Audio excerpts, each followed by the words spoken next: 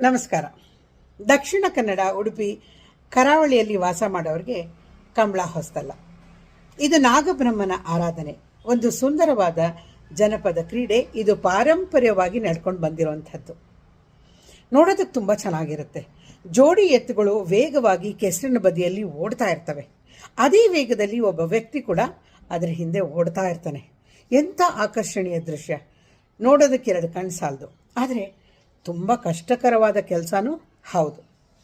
ಇದನ್ನು ನೀವುಗಳು ನೇರವಾಗಿ ನೋಡಬೇಕು ಅನ್ನೋದಾದರೆ ಇದೇ ಡಿಸೆಂಬರ್ 8ನೇ ತಾರೀಕು ಚೆರ್ಕಾಡಿ ಜನ್ನಾದೇವಿಯ ಒಂದು ಆರಾಧನೆಯ ಸಂದರ್ಭದಲ್ಲಿ ರತ್ನಾಕರ ಹೆಗಡೆ ಅವರ ಹೊಸ ಪಟ್ಟದೊಂದಿಗೆ ದಿವಂಗತ ಪದ್ಮಾವತಿ ಹೆಗಡತಿಯವರ ಕುಟುಂಬಸ್ಥರು, ಅಂದರೆ ಮಕ್ಕಳು, ಮೊಮ್ಮಕ್ಕಳು, ಇವರ ನೇತೃತ್ವದಲ್ಲಿ ಈ ಒಂದು ಸುಂದರ ಕಾರ್ಯಕ್ರಮವನ್ನು ಹಮ್ಮಿಕೊಂಡಿದ್ದಾರೆ.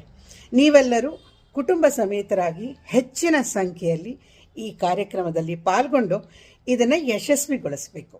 ಸ್ವಾಗತ, ಸುಸ್ವಾಗತ.